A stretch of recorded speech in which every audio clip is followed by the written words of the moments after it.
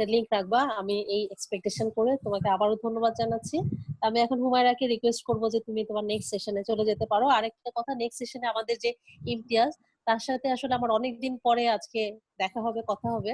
তো একটু জানিয়ে রাখি, ও আসলে আমাদের বুটেক্সের স্টুডেন্ট এবং সে অনেক দিন আমাদের বুটেক্সের এনভায়রনমেন্টাল স্টাডিজ যে কোর্সটা আছে সেটা সে অনেকদিন কন্ডাক্ট করেছে। তারপর তার প্রফেশনাল ব্যস্ততার কারণে সে ওইটা কুইট করেছে, কিন্তু সে অনেকদিন আমাদের এখানে মানে faculty member, part time faculty member হিসেবে ছিল। ইমতিয়াজকে ওয়েলকাম, তোমার একটা সুন্দর সেশন এনজয় করব। ঠিক আছে হুমায়রা, তুমি শুরু করতে পারো। Thank you. ম্যাডাম, আমি যেটা বলতে চাচ্ছিলাম যে আপনাকে হ্যাঁ, ধন্যবাদ যে আপনি আমার কথা চিন্তা করেছেন, এবং সত্যি কথা বলতে যেটা, যে দেশের বাইরে আসার পর থেকে প্রথম যে জিনিসটা ফিল করি সবসময়, যে দেশের জন্য কিছু করার। আচ্ছা, আপনাকে আরেকটা জিনিস বলি, আমি টিচিং করতেছি 2009 থেকে, কিন্তু আচ্ছা, আমি কেন জানি আজকের মতো এক্সাইটেড আমি গত 2009 এর পর থেকে আজ পর্যন্ত কখনোই ছিলাম না। I don't know why, because বুটেক্সে অনেকদিন পর আমি একটা স্পিচ দিব, এটা আমার কাছে খুবই হাইলি এক্সাইটিং একটা ব্যাপার।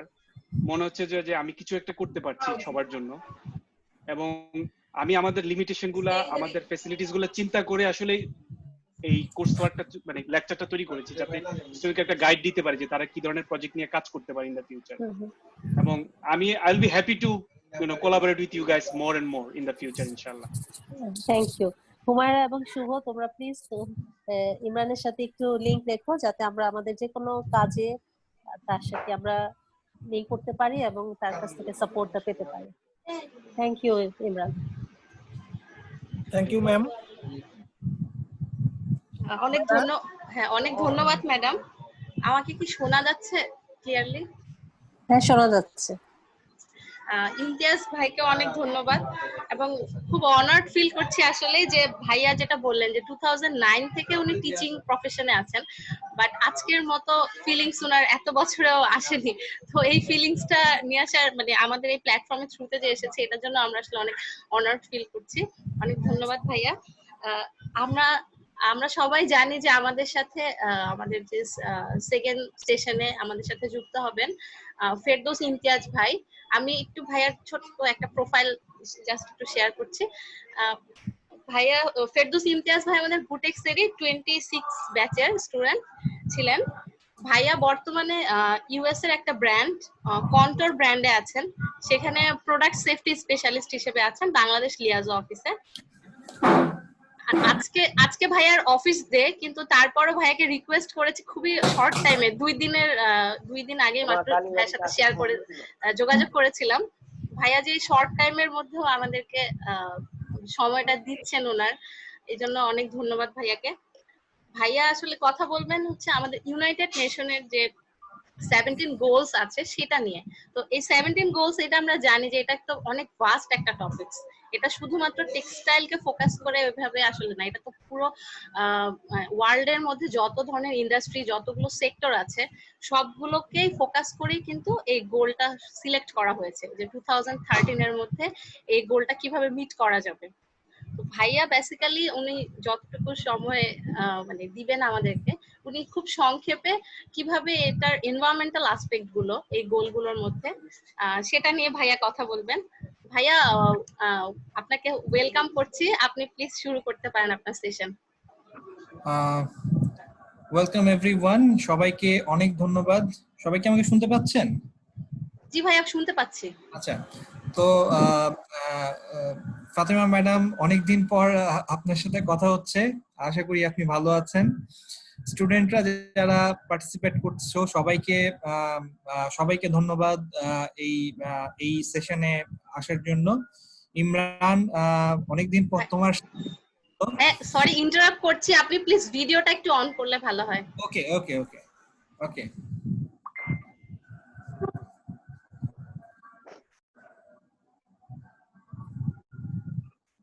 So the video is on now. Yes bhaiya. Yes ma'am. Yeah. So সবাইকে আবার ধন্যবাদ, এবং স্পেশালি কে ধন্যবাদ যে সে এই সেশনে আমাকে ইনভাইট করেছে কিছু বলার জন্য।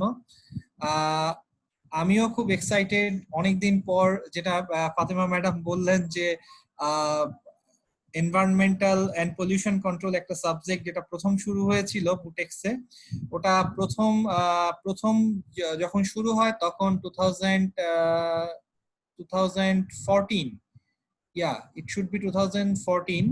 তখন থেকে, না sorry, it should be 2000, yes 2014। তখন থেকে প্রথম 3 বছর আমি এই এই সাবজেক্টটা ওখানে কন্ডাক্ট করেছিলাম, পড়িয়েছিলাম as a part time faculty.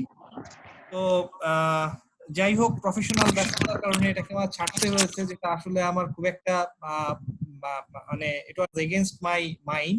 আমার ইচ্ছা ছিল কন্টিনিউ করার। তো যাই হোক, অনেকদিন পর আবার বুটেক্স এর স্টুডেন্ট এবং ফ্যাকাল্টি এবং সবার সাথে কানেক্টেড হতে পেরে আমি নিজেও খুব ভালো ফিল করছি। অলরেডি অফিসের অনেকগুলো কল আসছিল, যাই হোক সেগুলোকে ম্যানেজ করতে হচ্ছে। Anyway, spending more time, let's go to our topic today for the presentation, what I want to share with you.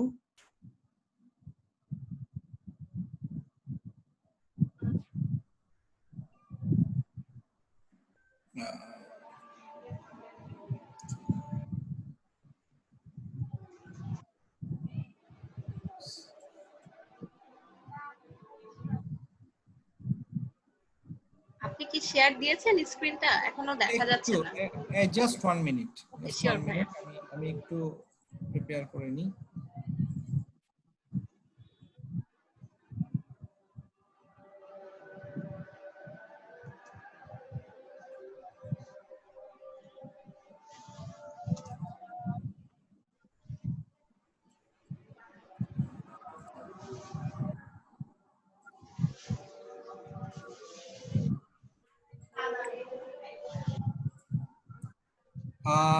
এখন কি দেখা যাচ্ছে?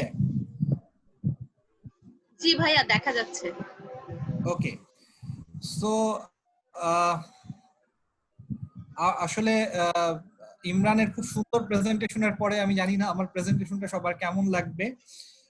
Imran gave a very nice and very interesting presentation to all of you regarding the microplastic and microplastic pollution and its control and how to avoid it. Everything he described in very nice way. So, আমি এখন আমার part করছি। Thank you Imran. আমরা এখন কথা বলবো United Nations এর sustainable development goal 2020-30। এটা টেক্সটাইল ভ্যালু চেইনে কিভাবে ইম্প্যাক্ট করে, বা কিভাবে এটা টেক্সটাইল ভ্যালু চেইনের সাথে সম্পর্কিত, বা টেক্সটাইল ভ্যালু চেইন কিভাবে এই জিনিসটাকে রিলেট করে, সেটা নিয়ে আমরা কথা বলবো। তো বিফোর দ্যাট আমি একটা জিনিস একটু জানাতে চাই, যেটা হুমায়রা প্রথমেই বলল, যে ইউনাইটেড নেশনস যে স্ট্র্যাটেজিক যে গোলগুলা, এর 17টা গোল আছে এবং এটা অনেক বড় ব্যাপার। সেখান থেকে আমরা আমাদের টেক্সটাইল এরিনা যে এরিনাতে আমরা আছি, সেখানে এটার কতটুকু ইম্প্যাক্ট আছে এবং সেখানে এটা কিভাবে কাজ করে, সেই অংশটাই আমি বলতে চেষ্টা করব। তো ফার্স্ট অফ অল আমি একটু আমার ইন্ট্রোডাকশন দেই। আমি ফেরদৌস ইমতিয়াজ, আমি বুটেক্স 26 ব্যাচের স্টুডেন্ট ছিলাম। ওখান থেকে পাশ করার পরে আমি প্রোডাকশনে চাকরি করেছি কিছুদিন। তারপরে আসলে আমি কেমিক্যাল মার্কেটিং, মেবি বিএএসএফ এর নাম শুনেছো, জার্মান একটা কেমিক্যাল কোম্পানি, সেখানে আমি বেশ কিছুদিন ছিলাম। এরপরে আমি চলে আসি আসলে রিটেইল হাউসগুলোতে। আমি প্রথমে চাকরি করেছি নেক্সট সোর্সিং, যেটা একটা ইউকে বেসড রিটেল হাউস। তারপরে আমি চাকরি করেছি ইন্ডিটেক্সে, মানে যেটা একটা স্প্যানিশ একটা বাইং হাউস। এবং বর্তমানে আমি চাকরি করছি কন্ট্যুর ব্র্যান্ড, সেটা আসলে তোমরা ভিএফ এশিয়া বললে হয়তো বেশি স্বাচ্ছন্দ্য বোধ করবে চিনতে। এটা ভিএফ এশিয়ার যে আমেরিকান যে ব্র্যান্ডটা, সেটার একটা পার্ট, কন্ট্যুর ব্র্যান্ড ইনকর্পোরেশন। আমি এখন সেখানে আছি। আর ইন দ্য মিন টাইম আমি জব যখন করি তখন আমি আসলে এমবিএ পারসিউ করি নর্থ সাউথ থেকে। সেখান থেকে আমি 2012-এ আমি এমবিএ কমপ্লিট করি, এবং সেটাই আমার পড়াশোনার ক্ষেত্রে লাস্ট স্টেপ। তো এখন আমি আমার টপিকটা শুরু করি। টেক্সটাইল ভ্যালু চেইন এর সাথে ইউনাইটেড নেশনস এর সাস্টেইনেবল ডেভেলপমেন্ট গোল 2020-30 কিভাবে সম্পর্কিত। তো প্রথমে আমি যেটা বলতে চাই যে সাস্টেইনেবল ডেভেলপমেন্ট জিনিসটা আসলে আমাদের একটু বুঝতে হবে। আসলে আমরা যখনই কথা বলি, আজ থেকে 10-5 বছর আগেও আমরা শুধু একটা কথা বলতাম, সেটা বলতাম যে ডেভেলপমেন্ট, যে আমাদের ডেভেলপমেন্ট দরকার। কিন্তু এই গত 5 অথবা 10 বছর থেকে আমরা এই ডেভেলপমেন্টের শব্দটার পূর্বে একটা অ্যাডজেক্টিভ অ্যাড করেছি, যেটা হচ্ছে সাস্টেইনেবল ডেভেলপমেন্ট। অর্থাৎ আমাদের ডেভেলপমেন্ট দরকার, অবশ্যই দরকার, কিন্তু সেটাকে হতে হবে সাস্টেইনেবল, বা যেটাকে আমরা বলি টেকসই উন্নয়ন। তো টেকসই উন্নয়ন ব্যাপারটা একটু নতুন কনসেপ্ট ওয়ার্ল্ডের হিস্ট্রির পার্সপেক্টিভে ডেফিনেটলি। তো এটাকে আসলে যেভাবে আমি সহজ ভাষায় বলতে পারি, যেটা একটা খুব বিখ্যাত সংজ্ঞা, যেটা নিচে লেখা আছে, বার্টনডেল কমিশনের 1987 এর একটা সংজ্ঞা, যে সাস্টেইনেবল ডেভেলপমেন্ট হচ্ছে এমন একটা ডেভেলপমেন্ট যেটা মানুষের জীবন মানের উন্নতি করবে, ভবিষ্যৎ প্রজন্ম এবং তাদের কোনো সমস্যা না করে, অর্থাৎ তাদের কোনো ক্ষতি না করে, পরিবেশ, মানুষ, কোনো কিছুর কোনো ক্ষতি না করে যে উন্নয়নটা আমরা করতে পারি, সেটাই সাস্টেইনেবল ডেভেলপমেন্ট। তো এখানে যেটা নর্মালি বোঝা যাচ্ছে যে আমরা আমাদের লাইফস্টাইলের ইমপ্রুভমেন্ট চাই, আমরা আমাদের সবার মঙ্গল চাই, এবং একই সাথে আমরা আমাদের ন্যাচারাল রিসোর্স এবং যে ইকোসিস্টেম আছে সেটাকেও আমরা প্রিজার্ভ করতে চাই। তো এই দুটোর মধ্যে একটা ব্যালেন্স হচ্ছে সাস্টেইনেবল ডেভেলপমেন্ট। হ্যাঁ, তো এই সাস্টেইনেবল ডেভেলপমেন্টটাকে আমি যদি একটা ছোট উদাহরণ দিয়ে দেখাই, যে সে for example you can see the picture at the left side. আমরা একটা রাস্তা তৈরি করেছি একটা বনের মাঝখান দিয়ে। তো বনের মাঝখান দিয়ে যখন আমি একটা রাস্তা তৈরি করেছি, এটা ওয়াইল্ড লাইফকে মানে ক্ষতি করতে পারে, এটা হয়তো বনের ইকোসিস্টেমের উপর কোনো একটা আঘাত আনতে পারে, এটা হয়তো বনের পশু পাখির চলাচল বা তাদের স্বাভাবিক খাদ্য গ্রহণ প্রক্রিয়া বা এসবের উপর একটা ইম্প্যাক্ট আনতে পারে। তাতে যেটা হবে যে আজ থেকে হয়তো এখন না, হয়তো আরো 10 বছর, আরো 20 বছর পরে এই বনের একটা স্থায়ী ক্ষতি হতে পারে।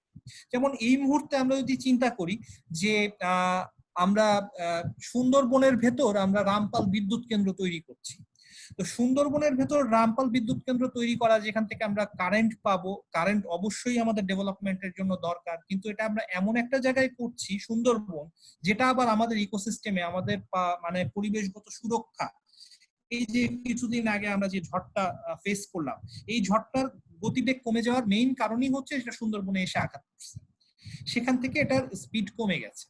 তো এইভাবে যদি আমরা সুন্দরবনের ক্ষতি করে রামপাল বিদ্যুৎ কেন্দ্র তৈরি করি, তাহলে সেটা আসলে কোনো সাস্টেইনেবল ডেভেলপমেন্ট হবে না। এখন আমরা যদি আমাদের রাইট সাইডের যে পিকচারটা, এটা যদি আমরা একটু খেয়াল করি, এখানেও আমরা একটা রাস্তা তৈরি করেছি যেটা বনের পাশ দিয়ে, অর্থাৎ বনকে কোনো ক্ষতি না করে আমি একটা রাস্তা তৈরি করেছি। তো এক্ষেত্রে আমি ডেভেলপমেন্টও করলাম, অর্থাৎ আমাদের যে কমিউনিকেশনের যে ডেভেলপমেন্ট, সেটার জন্য রাস্তা দরকার, আমি সেটাও তৈরি করলাম, এবং সাথে সাথে আমি বনের কোনো ক্ষতিও করলাম।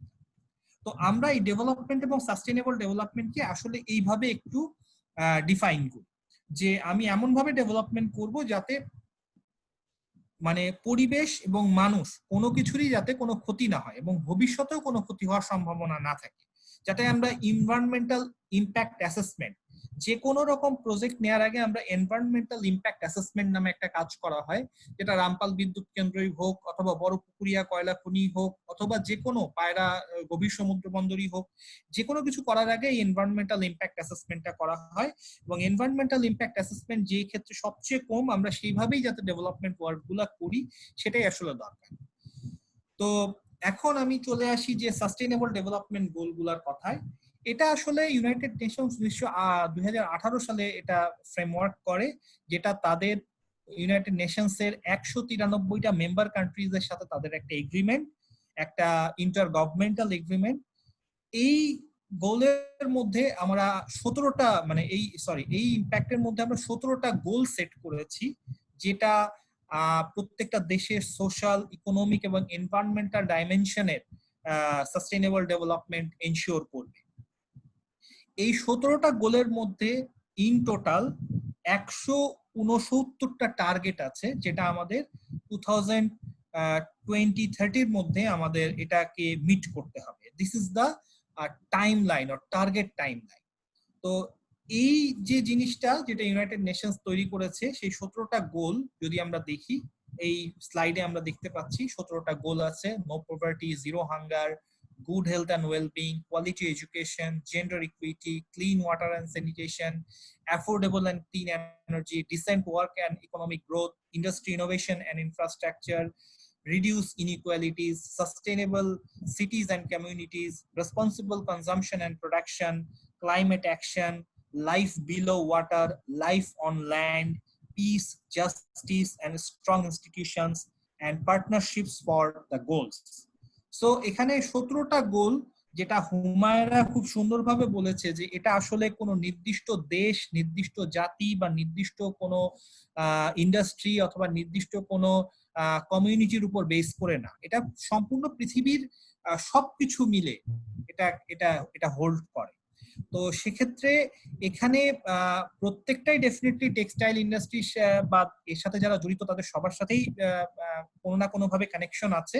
কিন্তু এই মুহূর্তে আমরা চেষ্টা করব জিনিসটাকে এত ইলাবোরেট না করে কিছু কি বিষয়ে কথা বলতে, মানে কিছু সিলেক্টেড বিষয়ে আমি কথা বলবো।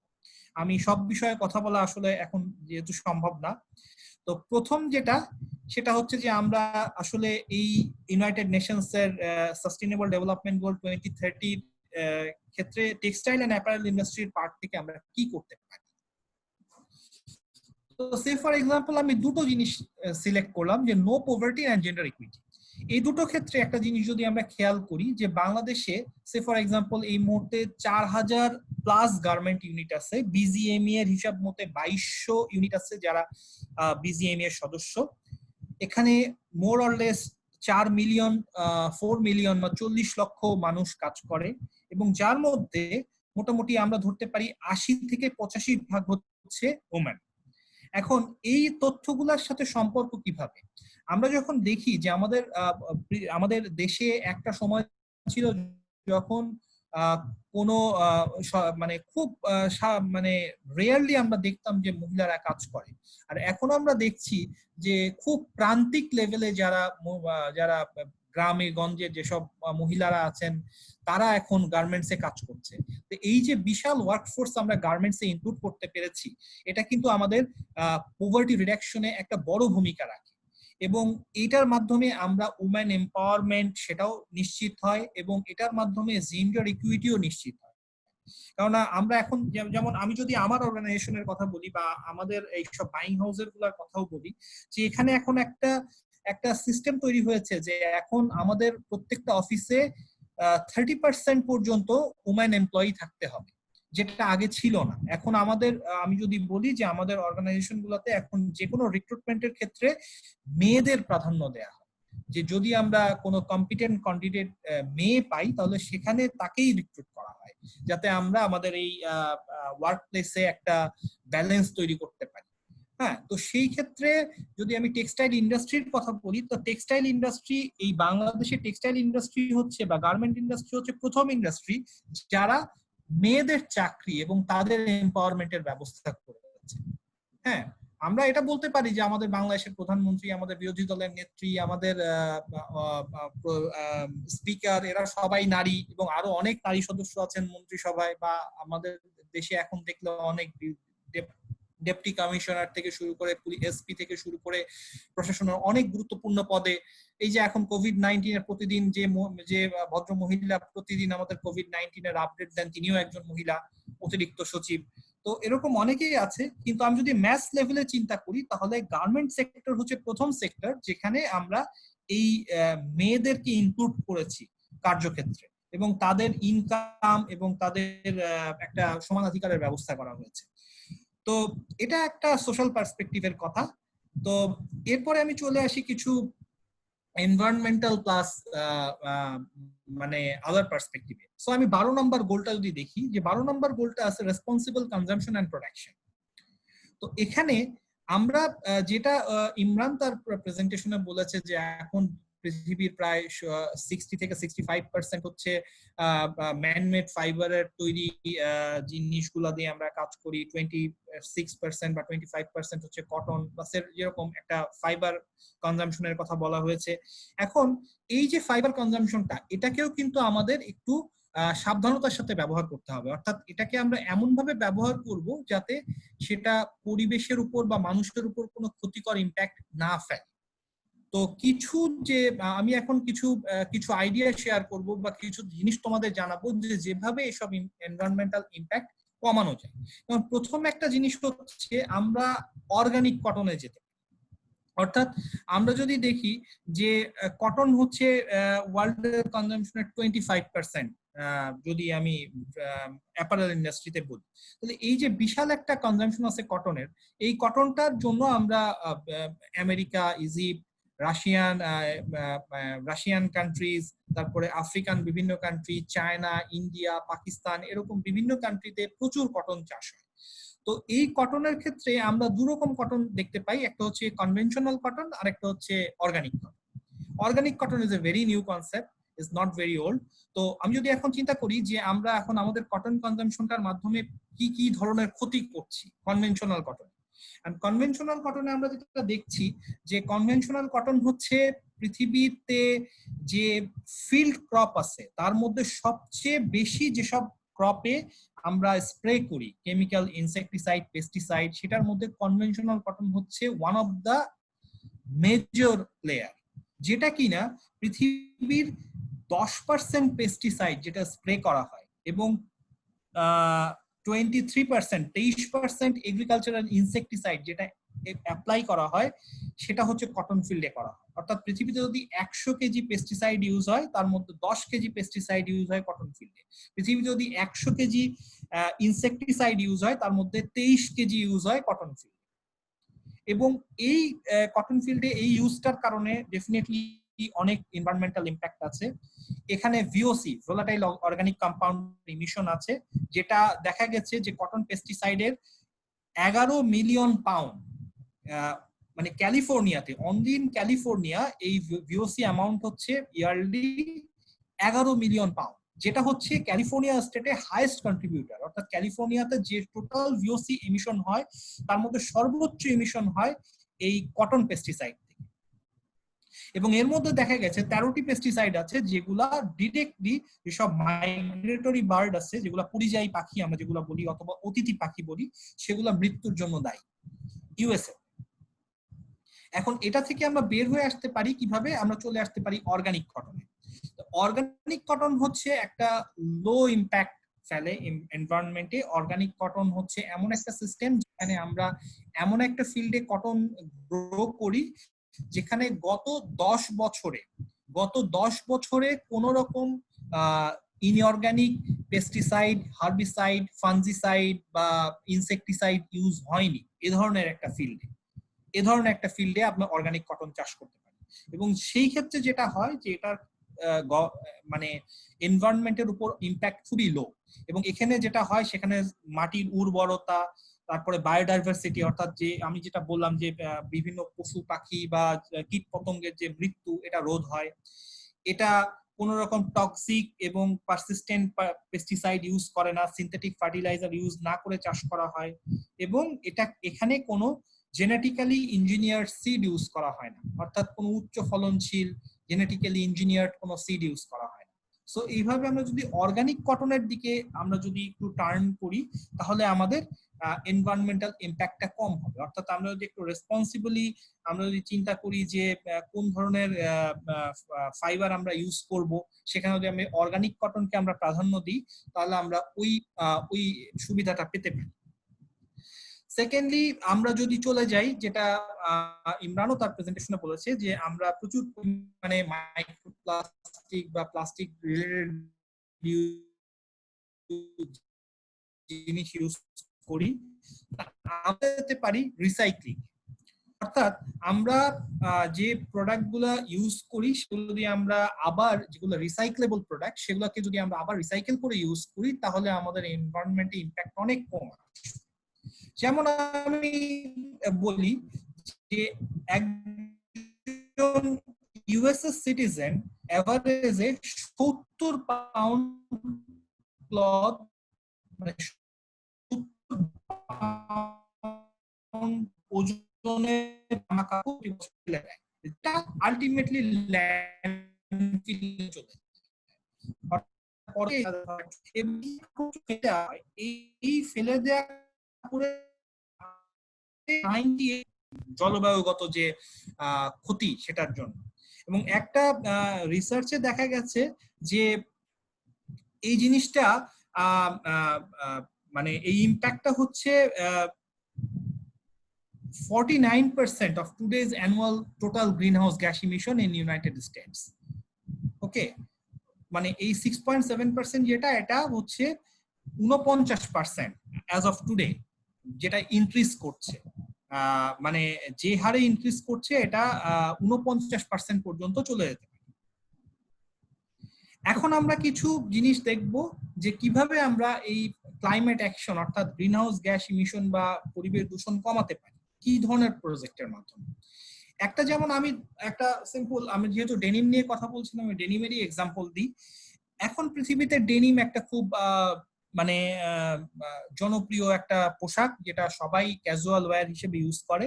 তো কনভেনশনালি যেটা ছিল যে আমরা ডেনিম ওয়াশে যেসব ড্রাই এবং ওয়েট প্রসেস করি, সেগুলোর মধ্যে আমার ছিল হুইস্কার, স্যান্ড ব্লাস্টিং, তারপর ছিল পিপি স্প্রে, তারপরে ডেস্ট্রয়িং, তারপর ডিস্ট্রেসিং, ট্যাগিং, এরকম অনেক জিনিস ছিল যেগুলোর মাধ্যমে একটা ডেনিম প্যান্টে বিভিন্ন ইফেক্ট আনা।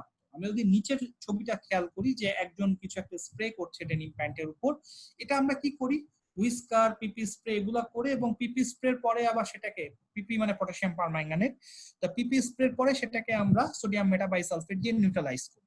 তো এই পুরো প্রক্রিয়াটাতেই প্রচুর পরিমাণে পানির ব্যবহার আছে এবং প্রচুর পরিমাণে কেমিক্যাল কনজাম্পশন আছে। সেটাকে যদি আমরা রিপ্লেস করি মডার্ন যে মেশিন আছে, মেথড আছে, লেজার ফিনিশিং এর মাধ্যমে, অর্থাৎ আমি একই কাজ আমি লেজারের মাধ্যমে করতে পারি, যেখানে একই ইফেক্ট আসবে without use of a single drop of water. কোনো পানির প্রয়োজন নাই, আমি শুধুমাত্র লেজার দিয়ে আমি যদি ডেনিমটা ফিনিশ করি, তাহলে ডেনিমের ইন্ডিগো যে পার্টটা সেগুলাকে লেজার এগুলাকে মানে বার্ন করে ফেড আউট করে দেবে, এবং আলটিমেটলি আমি সেম ইফেক্ট। হ্যাঁ, তো সেটার আমি যদি সেভাবে যদি আমি চিন্তা করি, তাহলে আমি এক্ষেত্রে কনভেনশনাল মেথডের চেয়ে 62% এনার্জি সেভ করতে পারবো, 67% ওয়াটার সেভ করতে পারবো, কেমিক্যাল ইউজেস আমি কমাতে পারবো 85%, 85%, এবং সময় কমাতে পারবো 55%, যেটা আমাদের এই পুরো গ্রিনহাউস গ্যাস ইমিশন এবং পুরো যে মানে ইফ্লুয়েন্টের মাধ্যমে যে পরিবেশের যে দূষণ, এগুলো সবকিছু কমাতে একটা বড় ভূমিকা রাখতে পারে। যেখানে আমরা কনভেনশনাল মেথডে হ্যান্ড স্ক্র্যাপিং, যেটা আমি ঘন্টায় 60 ইউনিট আমি হ্যান্ড স্ক্র্যাপ করতে পারি, বা 30 ইউনিট আমি স্যান্ডব্লাস্ট করতে পারি, অথবা 60 ইউনিট আমি পিপি স্প্রে করতে পারি, সেখানে আমি লেজার টেকনোলজিতে প্রতি ঘন্টায় 100 থেকে 200 পিস গার্মেন্ট আমি করতে পারবো। সো এখানে আমার সবকিছুই কিন্তু আসলে কমে আসছে, টাইম, প্রোডাক্টিভিটি সব বাড়ছে, এবং আমার energy consumption, water consumption, chemical uses সবকিছু কমে যাচ্ছে। এইভাবে আমরা যদি কিছু কাজ করি, তাহলে আমরা ডেফিনেটলি এই যে সাস্টেইনেবল ডেভেলপমেন্ট গোলের যে ক্লাইমেট অ্যাকশন, এগুলোতে আমরা ভূমিকা রাখতে পারি। এখানে আরেকটা উদাহরণ আমি দিই, যে 6 বিলিয়ন জিন্স আমরা প্রতি বছর ম্যানুফ্যাকচার করি ওয়ার্ল্ডে। এক একটা জিন্স, আমি যদি একটা জিন্স চিন্তা করি, তাহলে একটা জিন্স ওয়াশ করতে বা টোটাল প্রসেস করতে আমাদের 70 লিটার পানি প্রয়োজন হয়, যা যদি আমি 6 বিলিয়ন দিয়ে গুণ দিই, যেটা কিনা 420 মিলিয়ন মিটার কিউব ওয়াটার। একটা জিন্স আমাকে প্রডিউস করতে আমার 1 kilowatt per hour power consume হয়, যেটা annually 6 billion kilowatt hour energy. একটা জিন আমি তৈরি করতে 150 grams of chemicals and auxiliaries প্রয়োজন হয়, যেটা অ্যানুয়ালি 9 লক্ষ টন কেমিক্যালের সমান। তো এখন এই যে কনভেনশনাল মেথড সেটাতে যেটা দেখা গেছে, যে শুধুমাত্র ডেনিম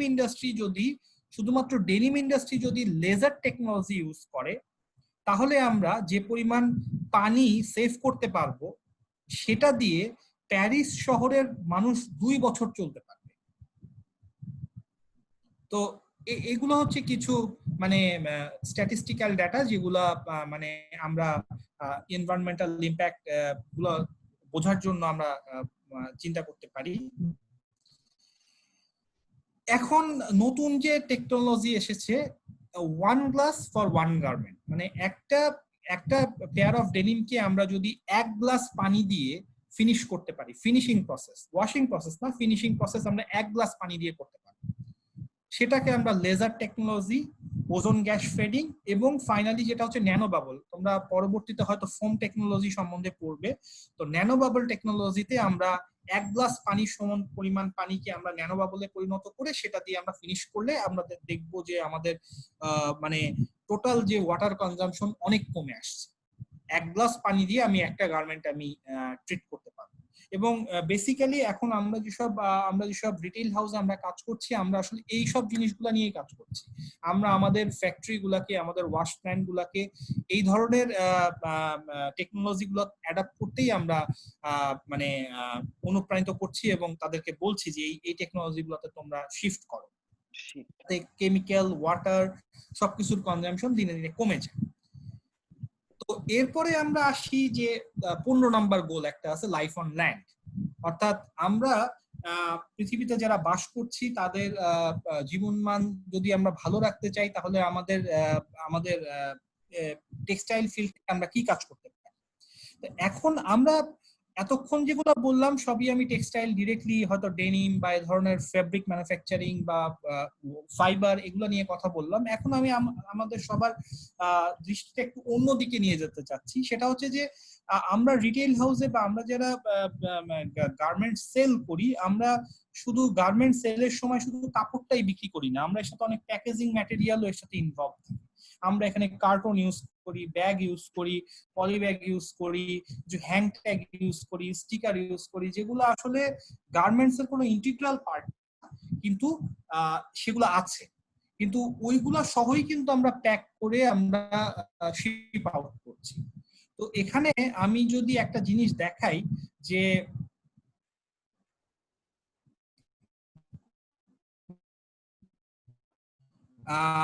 এই যে প্যাকেজিং এর ক্ষেত্রে আমরা যে কাজটা করি, আমরা প্রচুর পরিমাণে কাগজ ইউজ করি, তো কাগজ দিয়ে আমরা কার্টন তৈরি করি, হ্যান্ড ট্যাগ তৈরি করি, আমরা স্টিক তৈরি করি, মানে আমরা গাছ কেটে ফেলি। হ্যাঁ, তো এবং এই গাছগুলা যে কেটে ফেলা হয়, তো ফরেস্ট যদি এভাবে আমরা গাছ কেটে আমি যদি সব ফরেস্ট ধ্বংস করতে থাকি বা এগুলাকে যদি আমি শেষ করতে থাকি, তাহলে আমরা খুব সহজেই বুঝতে পারি যে পরিবেশের জন্য এটা কোনো ভালো কাজ। তো সেজন্য এখন যে কাজটা আমরা ব্র্যান্ড থেকেও করতে চেষ্টা করি সেটা হচ্ছে যে আমরা আমাদের যত রকম পেপার সেগুলোকে আমরা সাস্টেইনেবলি ম্যানেজড ফরেস্ট থেকে আমরা সংগ্রহ করি। আর সাস্টেইনেবলি ম্যানেজড ফরেস্ট বলতে আসলে বোঝায় যে যেখানে যেটা এমন একটা পলিসিতে একটা বন অর্থাৎ একটা বাগান তৈরি করা হবে যেখানে একটা গাছ কাটার পেছনে আমরা 3টা অতিরিক্ত গাছ লাগাবো, মানে একটা গাছ কাটলে 3টা গাছ লাগানো হবে, এরকম একটা ফরেস্ট। এক সাইড থেকে গাছ কাটা হবে, অন্য সাইডে গাছ লাগানো হবে, যাতে ফরেস্টটা কখনোই মানে সম্পূর্ণ খালি না হয়ে যায়, সম্পূর্ণ ব্যারেন না হয়ে যায়। ঠিক আছে, তো সেই ধরনের কিছু পলিসিতে আমরা চলছি। সেখানে আমরা সাস্টেইনেবল ফরেস্ট ম্যানেজমেন্ট এটাকে আমরা একটা কনসেপ্ট হিসেবে বলছি, যেটা aims to maintain the economic, social and environmental values of forest and trees when sustainably managed make vital contribution to both people and planet, fostering livelihood, providing clean air and water, conserving biodiversity and responding to climate change. অর্থাৎ আমরা যদি সাস্টেইনেবলি managed forest থেকে আমরা এইসব কাগজ সংগ্রহ করি তাহলে সেটা ফরেস্ট যে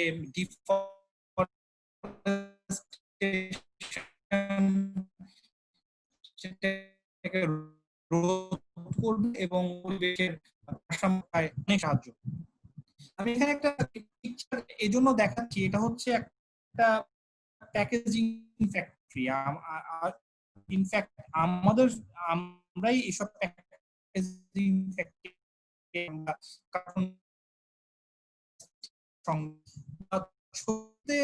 যদি দেখতে পারো যে কি বিশাল বিশাল পেপারের স্ট্যাক রাখা, করলে দেখো যে কি কার্টুন তৈরিতে আসলে এগুলাও ওই ওই ফ্যাক্টরি গুলার মানে ওই যে কাউন্সিলের যে পেপার আছে তাদের যে তারা যেসব ফরেস্ট থেকে মানে কাগজ সংগ্রহ করে পেপার তৈরি করতে বলে, আমরা সেই সব স্টিকার ওয়াইজ যেসব কাগজ তৈরি হয়, এখানে একটা স্টিকার দেওয়া আছে mixed paper from responsible source, FSC certified. So আমরা এফএসসি সার্টিফাইড পেপার যদি ইউজ করি তাহলে আমরা এই যে কাগজ তৈরির জন্য যে ডিফরেস্টেশনের যে পরিমাণ কাগজ খরচ হচ্ছে সেটাকে আমরা রোধ করতে পারবো, আমরা ডিফরেস্টেশন রোধ করতে পারবো, আমরা আমাদের কাগজের কনজাম্পশনও রাখতে পারবো এবং আমরা পরিবেশকেও আমরা রক্ষা করতে পারবো। তো আমি আজকে যেটা চেষ্টা কিছু আইডিয়া আপনার শেয়ার করতে, যে আমরা যদি রিসাইকেল করি তাহলে আমরা বিভিন্ন পরিবেশ দূষণ এবং অন্যান্য কিছু কমাতে পারবো, এবং এই সব কিছুই আসলে আলটিমেটলি আমাদের সাস্টেইনেবল ডেভেলপমেন্ট গোল যেটা সেটাকে সাহায্য করে। তো this is the end of my presentation and thanks everyone for your patience hearing.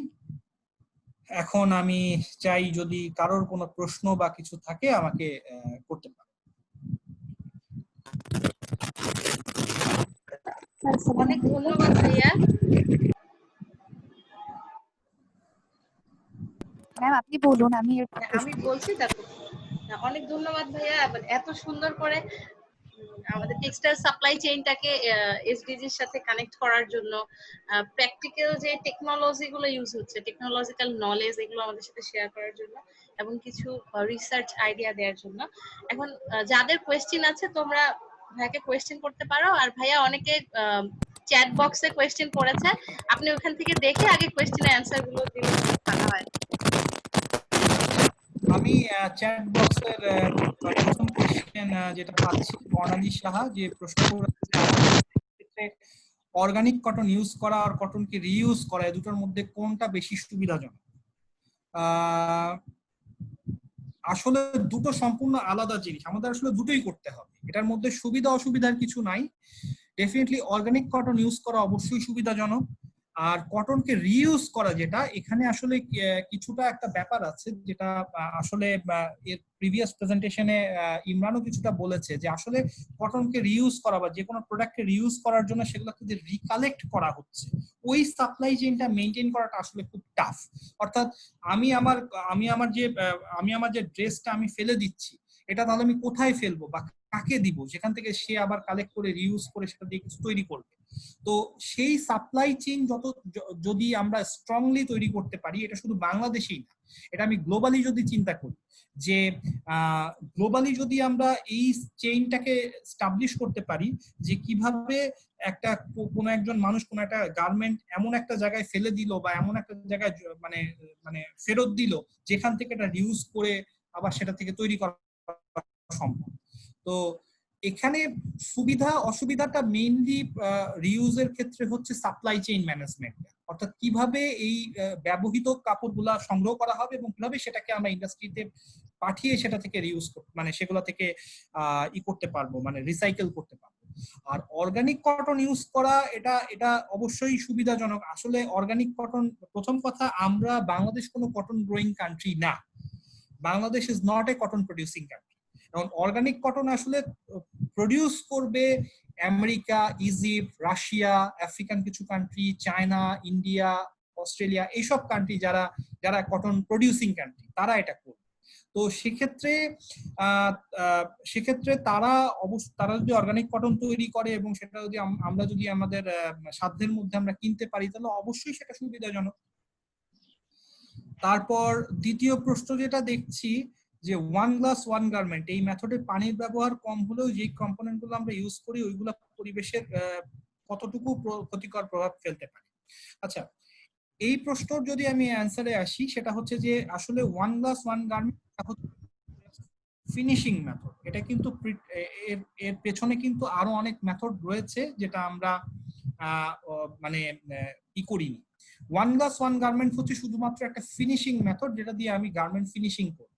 এখানে আমরা যেটা করব সেটা হচ্ছে 1 গ্লাস পানির পরিমাণ তরলকে আমরা ন্যানো বাবলে রূপান্তরিত করব, যেটা একটা বড় একটা ফোমের একটা মানে স্তূপ তৈরি করবে, যার মধ্যে দিয়ে আমরা যখন গার্মেন্টসটাকে নিব তখন আমরা সেই ফোম থেকে সেই গার্মেন্টটা ফিনিশিং সেই ম্যাটেরিয়াল গুলা পাবে। এই ফোমের একটা উদাহরণ আমি দিতে পারি, যেমন আমরা যেমন শেভিং ফোম ইউজ করি, এই টাইপের ফোম, যে ফোম গুলা আসলে খুব কনডেন্স টাইপের ফোম, কিন্তু যখন এটা যদি আমি পানির সাথে কম্পেয়ার করি, পানি যেরকম 1 লিটার পানি মানে 1 লিটারই, কিন্তু 1 লিটার ফোম মানে কিন্তু হয়তো 10 গ্রাম পানি থেকে 1 লিটার ফোম হচ্ছে। সো ফোমের মেইন আইডিয়াটা হচ্ছে একটা বড় ভলিউম ক্রিয়েট করা ছোট পরিমাণ তরল থেকে।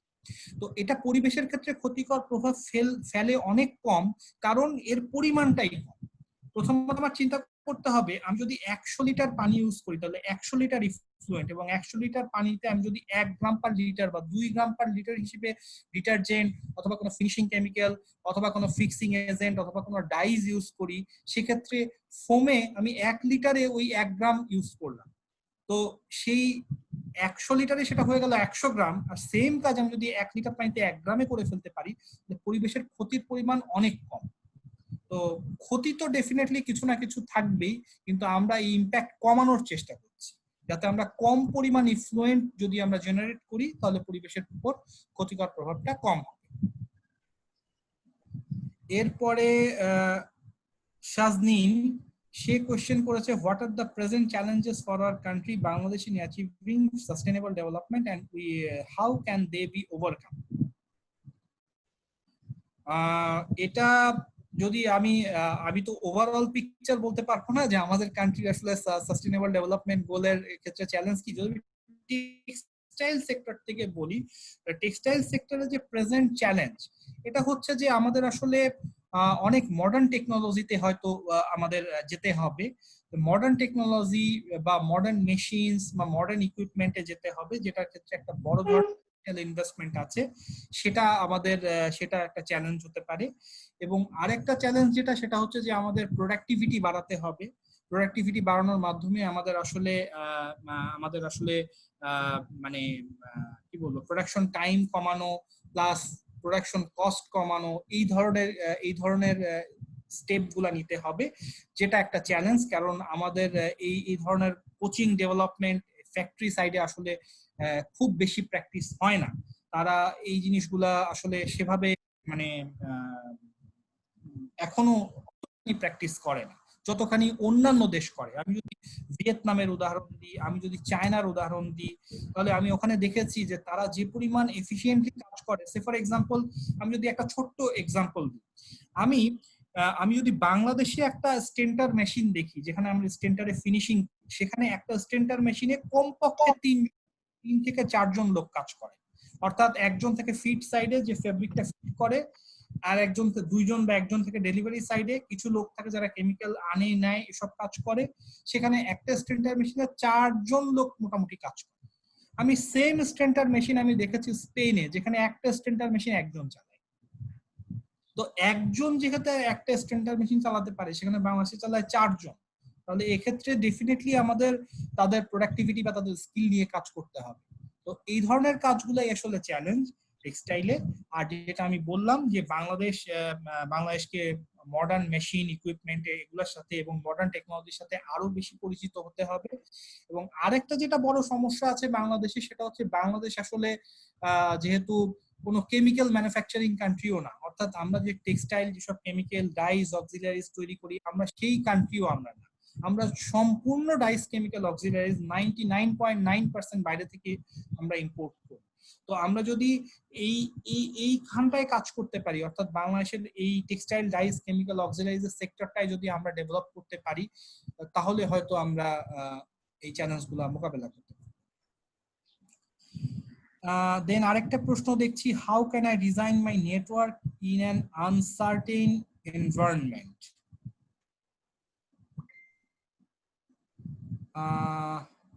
আমি আসলে প্রশ্নকর্তাকে একটু অনুরোধ করব সে যদি আমাকে প্রশ্নটা একটু বুঝিয়ে দেয়।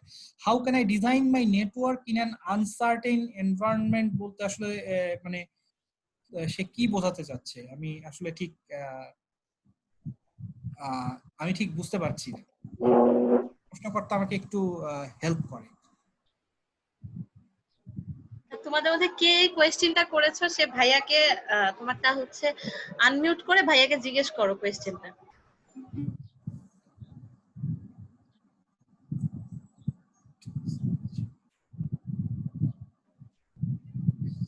ভাইয়া কোয়েশ্চেনটা কে করেছে?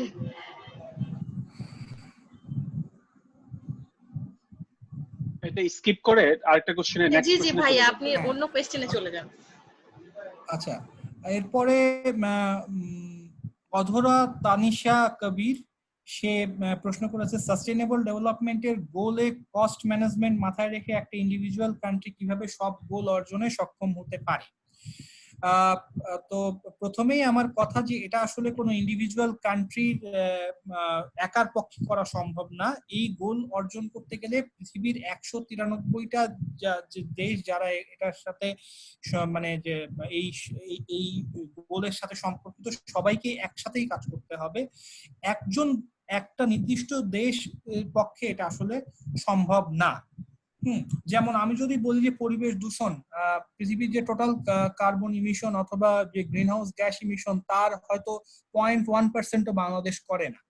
হ্যাঁ, কিন্তু অন্যান্য দেশ এসব আমেরিকা যারা হচ্ছে কার্বন ইমিশনে ওয়ার্ল্ডের লিডার, চায়না যারা কার্বন ইমিশনে ওয়ার্ল্ডের লিডার, তারা যতক্ষণ পর্যন্ত না এই জিনিসগুলা থেকে তাদেরকে রিফ্রেইন করছে বা তারা যতক্ষণ পর্যন্ত না তাদের প্রসেস কাজগুলাকে যতক্ষণ পর্যন্ত না তারা মানে এই এই এই সাস্টেইনেবলি ম্যানেজ করছে ততক্ষণ পর্যন্ত আসলে আমরা একা এটা করতে পারবো।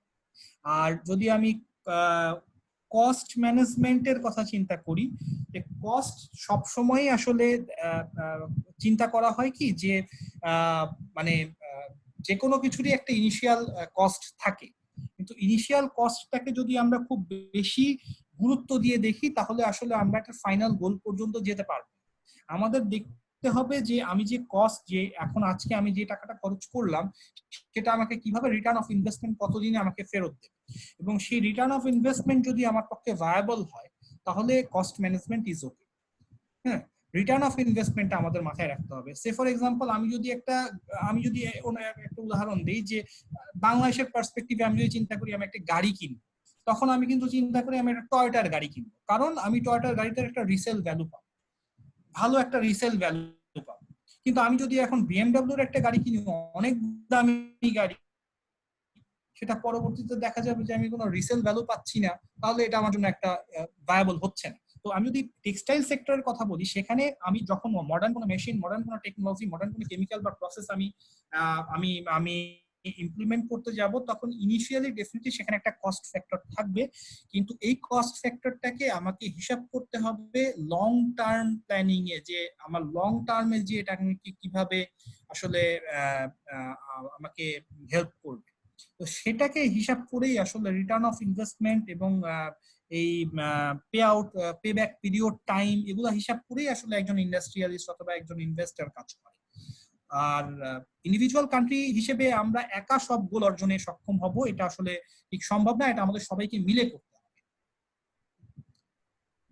ইমতিয়াজ ভাইয়ের সাথে এখানে একটা জিনিস আমি অ্যাড করতে চাচ্ছি, সেটা হলো যে মানে এনভায়রনমেন্টাল সাস্টেনেবিলিটি অথবা এসডিজি এই জিনিসগুলোর একটা বড় চ্যালেঞ্জ ছিল বাংলাদেশে এগুলার কোয়ান্টিফাই করা।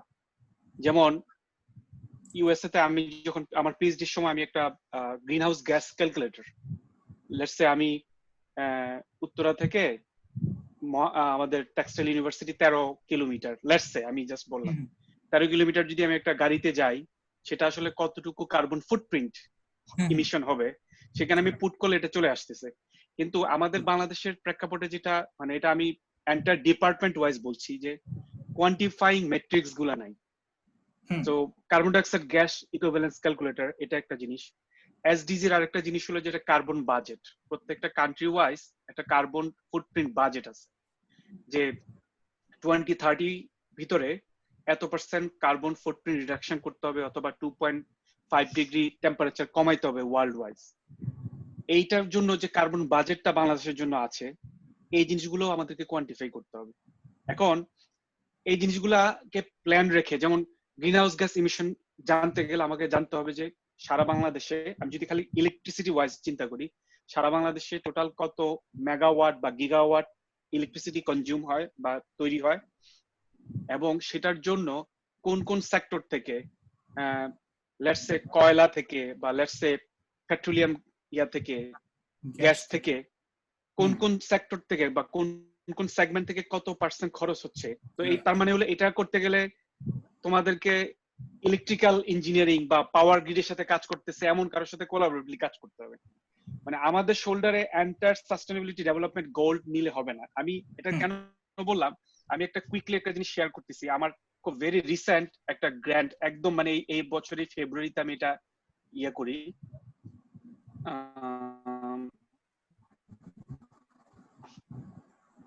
এটা অন্য পেজে নিয়ে যাচ্ছে। একটা ওয়ার্ড ফাইল কি দেখা যাচ্ছে? হ্যাঁ হ্যাঁ, ওয়ার্ড ফাইলটা কি দেখা যাচ্ছে? এই যে এই জি জি দেখা যাচ্ছে ভাইয়া, দেখা যাচ্ছে। এই যে determination of the textile fibre mix using science based target to address global warming, এটা কি দেখা যাচ্ছে ওয়ার্ড ফাইলটা? না না, এখন এই ফোল্ডারটা দেখা যাচ্ছে। আচ্ছা আচ্ছা আচ্ছা, আমি বুঝতে পেরেছি ঘটনাটা কি হয়েছে। এটা হলো, আমি ডেস্কটপ 2 তে গেলাম, শেয়ার। এখন কি দেখা যাচ্ছে? হ্যাঁ, এখন দেখা যাচ্ছে। এটা হলো আমার একটা রিসেন্ট গ্র্যান্ট, এবং মজার ব্যাপার হলো এখানে কিন্তু আমাদের বুটিক্সেরই 34 বেজ বা 33 বেজ শরীফ পাটোয়ারি আছে। আমরা দুজনে মিলে আমরা এটা, যেটা হলো যে সাস্টেনেবিলিটি এসডিজির যে 2030 যে অ্যাপ্রোচ আছে, যেটা যে 3.6 ডিগ্রি ফারেনহাইট রিডিউস করতে হবে অথবা 45 ডিগ্রি কার্বন রিডাকশন রেকমেন্ডেশন আছে। এটা করতে গেলে টেক্সটাইল ফাইবার কনজাম্পশনটা কেমন হওয়া উচিত, যে এখন যেমন 60% পলিয়েস্টার বা নাইলন বা যেই জিনিসগুলো আছে, এখানে টেক্সটাইল ফাইবার কনজাম্পশনটা কেমন হওয়া উচিত টু অ্যাড্রেস দিস থিং।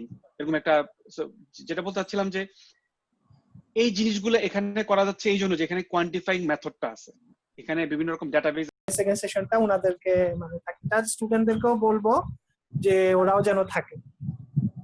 আমার এখানে আর্লি ইন দ্য মর্নিং হবে আর কি, প্রবাবলি আমি পারবো না এটা, but feel free to let me know anything for the future. Okay, আমরা তাহলে ওই লিংকটা আপনাদের মেইলে দিয়ে দিতে পারবো, মেসেঞ্জারেও দিয়ে দিব। যদি হচ্ছে আপনারা মানে একটু চেষ্টা করবেন যেন থাকার জন্য। আর স্টুডেন্টদেরকে বলছি তারাও যেন পার্টিসিপেট করে। এখন সকালের মতো যেমন পার্টিসিপেশন ছিল, এরকম এর থেকে একটু বেশি হলে আরো ভালো হতো। যাই হোক, তো সবাইকে তাহলে সবাইকে ভালো থাকো, সুস্থ থাকো জানিয়ে আমরা ওয়ান কুইক থিং, তুমি যখন এটা আপলোড করবা এটা কিন্তু 3 থেকে 4 ঘন্টা সময় নেবে। I know from my experience, বাংলাদেশের স্পিডে আরো বেশিও লাগতে পারে। So make sure you prepare that way. এটা যখন আপলোড করবা it takes a lot of time. জি ভাইয়া, আমি একটু শেষে একটু কথা বলি। আমি মাঝে ডিসকানেক্ট হয়ে গিয়েছিলাম, সরি নেটওয়ার্ক প্রবলেমের জন্য। অনেক ধন্যবাদ সবাইকে। ভাইয়া আপনাদের দুজনকে অনেক ধন্যবাদ। আর স্টুডেন্টদের উদ্দেশ্যে আরেকটা কথা, যে আমাদের এই পুরো প্রোগ্রামটাতে টোটাল 9টা সেশন ছিল, মানে ইভেন্ট ছিল। তো কিছু ছিল কম্পিটিশন। তো ওই ইভেন্টের যে রেজাল্ট গুলো সেটা আমাদের রাতের সেশনের শেষে আমাদের ডিপার্টমেন্ট হেড ম্যাডাম উনি হচ্ছে তোমাদের সাথে মানে ওটা বলবেন। আশা করছি সবাই তোমরা রাতের সেশনটাতেও পার্টিসিপেট করবা এবং এনজয় করবা। তাহলে কি আমরা শেষ করতে পারি ভাইয়া? হ্যাঁ হ্যাঁ, আমরা তাহলে শেষ করি। আচ্ছা, থ্যাংক ইউ আসসালামু ভাইয়া, আলাইকুম। Thank you. সবাইকে ধন্যবাদ, সবাইকে শুভেচ্ছা, সবাই ভালো থাকো। থ্যাংক ইউ, আল্লাহ হাফেজ। আল্লাহ হাফেজ।